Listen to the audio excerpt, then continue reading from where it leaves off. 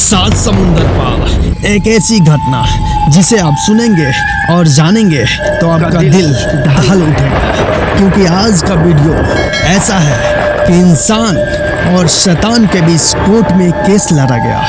ऐसा खौफनाक कहानी जो हकीकत में हुआ है और जिनके साथ ये घटना हुई वो आज भी 2024 में मौजूद है। तो आज की खतरनाक कहानी है, एक इंसान पे 40 शैतानों ने कब्जा कर रखा था। तो उसकी कहानी है, तो हेडफोन लगाइए, आज की कहानी कुछ खास होने वाली है। तो पूरा वीडियो देखिएगा। तो चलिए शुरू करते हैं। ये कहानी है अमेरिका की और वहाँ के छोटे स्टेट कनेटिकट की ब्लूफील्ड शहर की है। ब्लूफील्ड शहर में एक ग्लेजन फैमिली रहती थी जिसके बच्चे थे 8-9। उसमें एक लड़की का नाम था डेबी जो 17 वर्ष की थी और एक छोटा सा लड़का था डेविड।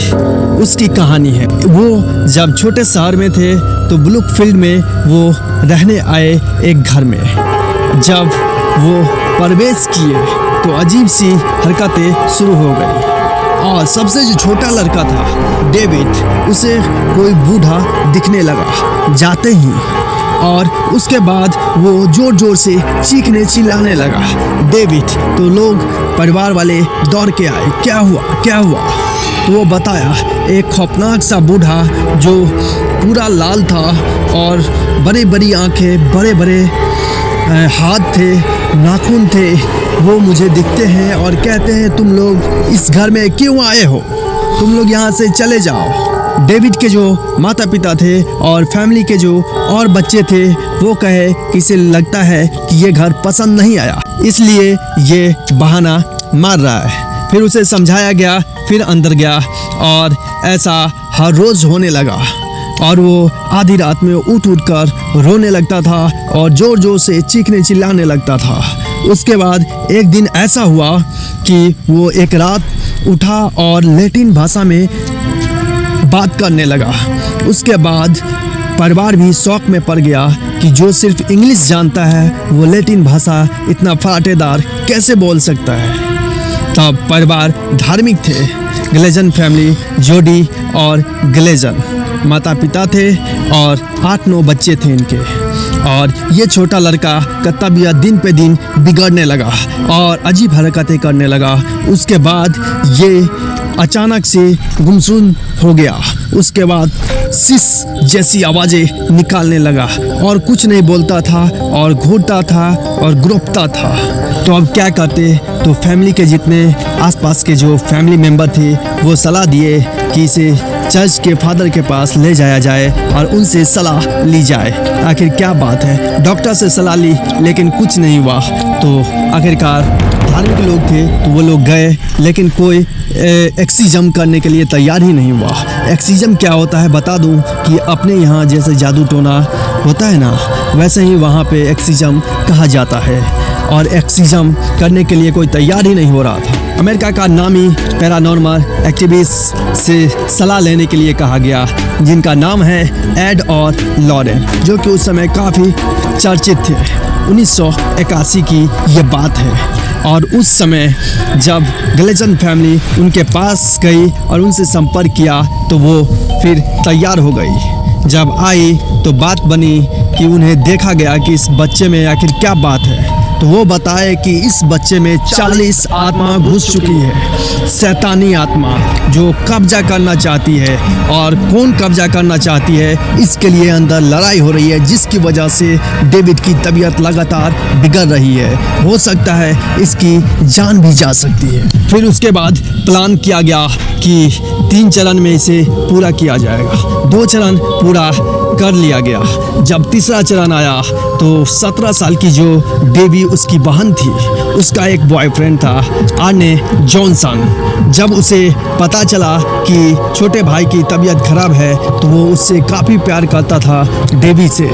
तो वो बोला कि मैं भी तीसरे एक्सिजम में जाऊंगा और पहले उससे भेंट कराया और उसे संतावना दी कि तुम जल्दी ठीक हो जाओगे। उसके बाद ये तीसरे एक्सिजम में जिद करके अंदर प्रवेश कर गया। उसके बाद एक्सिजम हुआ और ये शैतान को बोला कि इसके शरीर से हट जाओ और मेरे शरीर में आ जाओ। एक्सिजम पूरा हो गया और कोई 1 ही 2 दिन के बाद से वो डेविड अच्छे से खेलने कूदने लगा और वो 13 वर्ष का था और वो खुशी से रहने लगा। लेकिन इधर आर्ने जॉनसन की तबीयत बिगड़ने लगी। ऐसे ही कुछ दिन बीत गए। उसके बाद डेवी की एक जॉब लगी, केस काटने वाला जो शोरूम होता है उसमें उसे जॉब लग गई। तो पूरा फैमिली खुश हुआ और आर्ने जॉनसन भी जाने के लिए तैयार हो गया। पहला दिन था नौकरी का, तो वो सभी सेलिब्रेट करना चाह रहे थे तो गए वहाँ पे। तब पूरा परिवार जाने लगे और लंच पे प्लानिंग बना कि आएंगे और सब यहीं पे डिनर करेंगे। तो वहाँ पे गए और जब डिनर का समय हुआ तो सभी इकट्ठे हुए। बच्चे जितने थे 8-9 जितने भी उसकी भाई बहन थे वो, और आर्ने जॉनसन एक रेस्टोरेंट में गया और वहाँ पे एक एलन नाम का आदमी था और एक छोटी सी लड़की थी मेरी, उसकी छोटी बहन डेबी की। और वे लोग बातचीत कर रहे थे, एंजॉय कर रहे थे और नाश्ता पानी कर रहे थे। लेकिन अचानक देखा कि मेरी को एलन घूर रहा है और बदतमीजी से मतलब उसके साथ व्यवहार कर रहा है। तो लोग जुट गए। उसके बाद वहाँ पे हंगामा होने लगा। तब एक साइड में आर्ने जॉनसन वहाँ पे मौजूद था। उसके बाद वो देख ही रहा था और अचानक से गुस्सा में आ गया और वो उड़कर उसके छाती पे जाकर बैठ गया। उसके बाद वहाँ पे उसके जेब में छोटा सा चाकू था, वो लेकर 5 बार खतरनाक छाती पे वार किया और एलन वहीं पे मर गया। और वहाँ के जो स्टेट थे वहाँ पे 181 साल बाद वहाँ पे एक मौत हुई ओपन, और वहाँ पे खतरनाक मौत हुई। उसके बाद लोग भाग गए वहाँ से और 1-1.5 घंटा के बाद आर्ने जॉनसन को पुलिस पकड़ ले गई अमेरिका की और उससे पूछा तुमने ये क्या किया? तो उसने कहा मैंने कुछ नहीं किया, मेरी गर्लफ्रेंड थी, उसको जॉब के लिए गए थे सेलिब्रेट करने और आ गए। उसे कुछ याद ही नहीं था मैंने कुछ देर पहले ऐसा घटना खौफनाक रस डाला है। उसके बाद ये केस कोर्ट में पहुंच गया।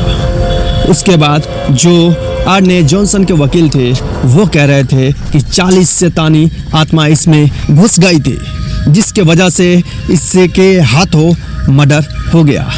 लेकिन कोर्ट मानने के लिए जज तैयार ही नहीं हो रहा था। हम कैसे माने, लोग हम पे हंसेंगे।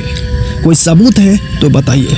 सबूत भी दिया और एड और लॉरेन जो पैरानॉर्मल एक्टिविस्ट था वो गवाही देने नहीं आया। और पुलिस जब छानबीन किया, एड और लॉरेन जो थी वो सारी बात पहले ही बता दी थी कि आर्ने जॉनसन पे ध्यान रखिएगा 6 महीना पहले ही। लेकिन फिर भी कोर्ट में वो नहीं आई और इसके वजह से इसे 10-12 साल की सज़ा हो गई आर्ने जॉनसन को। जब आर्ने जॉनसन 1986 में जब जेल से बाहर आया तो उसके बाद सब कुछ तो ठीक चला।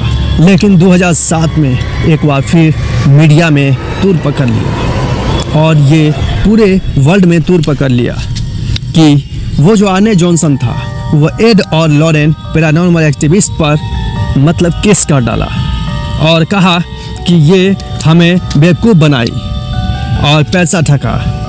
यही केस बना और लंबे समय तक चला। आज 2024 से कुछ नहीं हुआ, वो केस ऐसे ही चलता रहा। आर्ने जॉनसन आज भी मौजूद है, उसकी फैमिली मौजूद है। और जब वो उस जगह से फिर हट गया, क्योंकि आर्ने जॉनसन का वो घर भी ऊपर भूतिया का था ऐसा कहा जाता है। और इस पे फिल्म भी बनी थी दी कॉन्जरिंग, जो कि कहा गया कि अकेले कोई नहीं देख सकता है। इतनी खतरनाक ड्रावनी फिल्म बनाई गई इस पे।